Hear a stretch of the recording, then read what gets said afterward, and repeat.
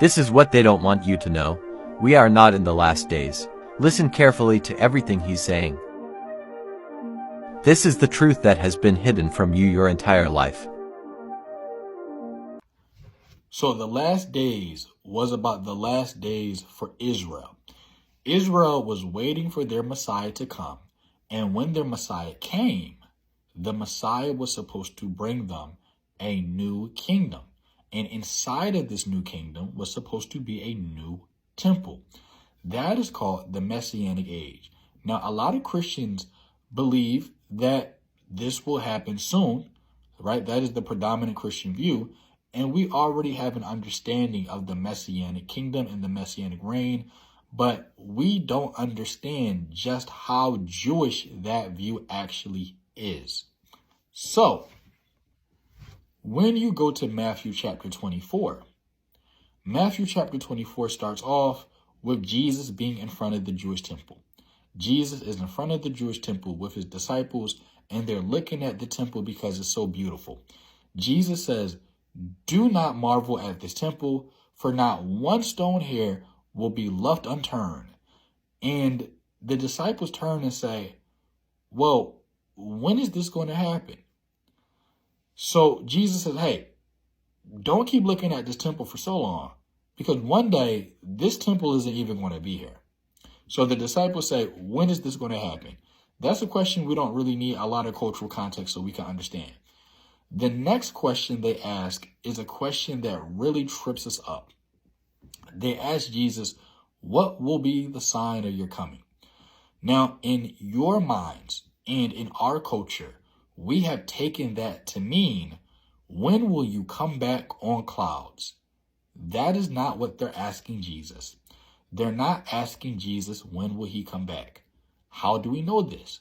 Because Jesus, in Matthew chapter 24, when they're having this dialogue, Jesus has not gone anywhere yet. In order for them to be asking Jesus, when is he coming back, he first has to go somewhere. In order for you to come back somewhere, you first have to go somewhere else. They're not asking Jesus, when is he coming back? They're asking Jesus something different. In Judaism, in order to make a covenant, you need a temple. If you do not have a temple, you do not have a covenant. If you do not have a temple, you do not have a priesthood. If you don't have a priesthood, you don't have a group of priests who can make sacrifices for the people. If you don't have a group of priests who can propitiate for sins, then the old covenant is now obsolete. If the old covenant is obsolete, and if there is no temple, in order for you to get things right, you need a new temple so you can bring a new covenant. Now, the disciples have been Jewish for a long time, and so they understand the implications of not having a temple. So when Jesus tells them the temple is going to be destroyed, what they're asking Jesus is this: "Oh, if the temple that we're all standing in front of is going to be destroyed, when is your temple coming?" They're asking Jesus, when is his kingdom coming? Because as Jews, they understand the Messiah was supposed to come with a kingdom. The second coming of Christ is not about Christ. The second coming of Christ was about his kingdom coming. It's literally in the Lord's Prayer: "Thy will be done, thy kingdom come." The last question they asked Jesus is, what will be the sign of the end of the age? A lot of your Bibles have a mistranslation in it. Your Bibles, a lot of them say, what will be the sign of the end of the world? The Greek word used is aion. They never ask, what will be the sign of the end of the world? They ask, what will be the sign of the end of the age? In fact, Judaism has no concept of the end of the world. And the Messiah was not supposed to destroy the world. The Messiah was supposed to save the world. So it's pretty hard to save the world if everybody in the world is dead. So what will be the sign of the end of what age?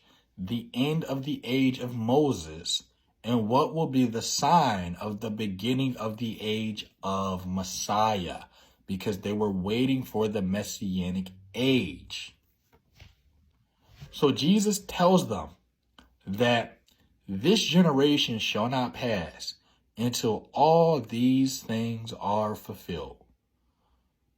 So Jesus was talking to the audience of people in front of his face that their generation, when Jesus says this generation, remember, where did this story take place at?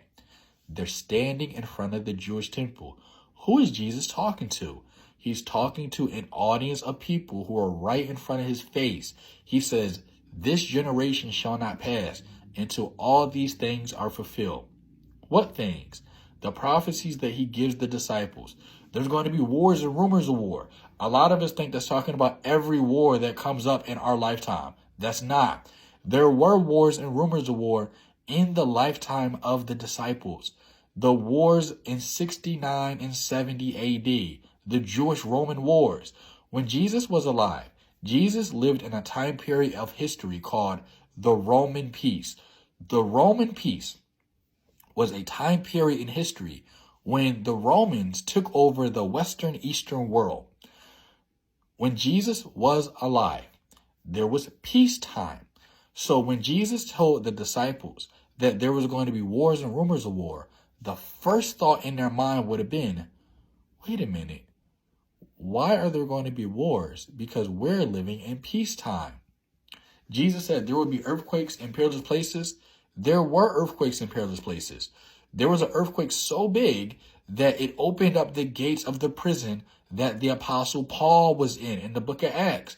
Jesus said that they, being the Jews, when Jesus says they, the Jews, will take you and they will kill you in front of their synagogues, and they will think that they're doing God a service. Nobody in 2023 is being killed in front of a synagogue. But you know who was killed in front of a synagogue? The Apostle Stephen was killed right outside of the Sanhedrin court. The prophecies that Jesus gave his audience were prophecies that they were going to experience in their lifetime. It doesn't make any sense for Jesus to give prophecies to people in front of his face, and these prophecies are not going to be fulfilled until you're alive in 2023. These prophecies were for his audience in that generation, in that time, and Jesus promised them that he would return in their lifetime. So this is what the second Christ. So what the disciples were waiting for. They were waiting for the physical temple that they all were standing in front of with Jesus. They were waiting for Jesus' words to be fulfilled in their lifetime while they were still alive. They were waiting for the Jewish temple to fall to the ground. When the Jewish temple fell to the ground, the true temple, the true kingdom that Jesus talked about in John chapter 14 and throughout the whole Gospels, the kingdom that Jesus talked about where he said he was going to prepare a place for his disciples, where there were many mansions or there were many temples. The Jews were waiting for the physical temple to fall to the ground so that the true temple could come down and make all of the believers temples.